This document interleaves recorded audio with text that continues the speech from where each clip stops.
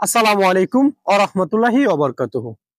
আমার অধিকাংশ ভাই ব্রাদার টিকটক, ফেসবুক আর হলো ইউটিউব তিন জায়গাতেই কমেন্ট করে থাকেন যে ভাই আমি কুয়েতে একটা কোম্পানিতে আসতে চাই, আসার পরে আমি ওখান থেকে আকামা লাগিয়ে বাহিরে কাজ করব। অথবা আপনারা বিভিন্ন সময় কমেন্ট করে থাকেন যে আমি কুয়েতের কাছ থেকে আকামা লাগিয়ে বাহিরে অন্য কাজ করতে চাই, আমি কি কুয়েতে এভাবে করতে পারবো অথবা এটা কি বৈধ? তাদের জন্যই এই ভিডিওটা। অবশ্যই চ্যানেলটাকে সাবস্ক্রাইব করে রাখবেন। ফেসবুক, টিকটক থেকে যদি দেখে থাকেন অবশ্যই ফলো বাটনটা প্রেস করে রাখবেন। সর্বপ্রথমেই বলি, কুয়েতে আপনি যেই কাজে আসবেন সেই কাজই আপনাকে করতে হবে।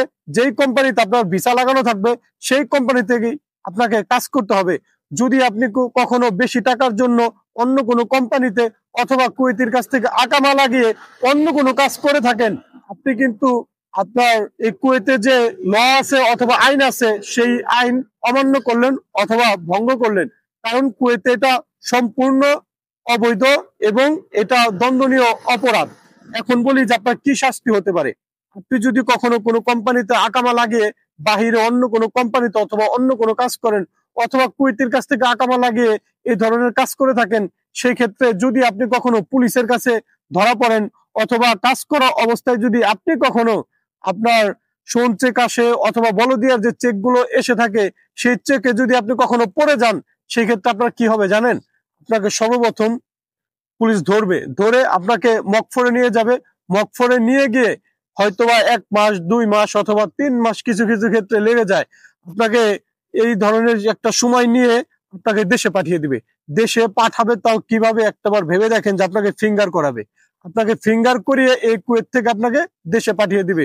আপনাকে কোনোভাবেই যদি ধরে কেউ আপনাকে ছাড়িয়ে আনতে পারবে না মকফর থেকে অথবা থানা থেকে। কারণ হলো এই কুয়েতে এটা অবৈধ। আপনি যে কোম্পানির কাছে আপনার ভিসা লাগিয়েছিলেন তারাও কিন্তু আপনাকে সারানোর জন্য যাবে না। কারণ হলো সেই কোম্পানি যদি সারানোর জন্য যায় সেই কোম্পানি একটা মামলা খেতে পারে, অথবা যে কুয়েতের কাছ থেকে আকামা লাগিয়েছেন সেই কুয়েতে যদি আপনাকে সারিয়ে আনতে যায় তাহলে কিন্তু সেই কুয়েতের নামে একটা মামলা হতে পারে। সেই জন্য তারা কেউ কখনোই যাবে না।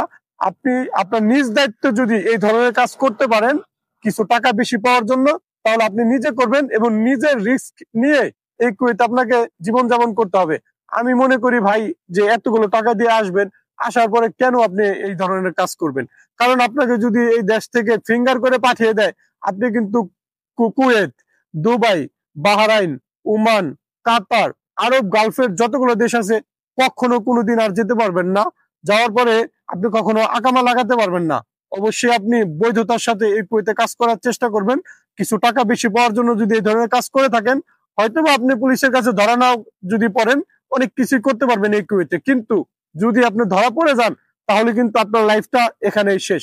অতএব ভেবে চিন্তে তারপরে কাজ করবেন। অবশ্যই আপনারা সবাই বুদ্ধিমান, তাই বলবো আসার আগে অবশ্যই ভেবে চিন্তে আসবেন। যেই কাজ জানেন সেই কাজের উপরে আসার চেষ্টা করবেন, আপনার জন্য ভালো হবে। ধন্যবাদ সবাইকে।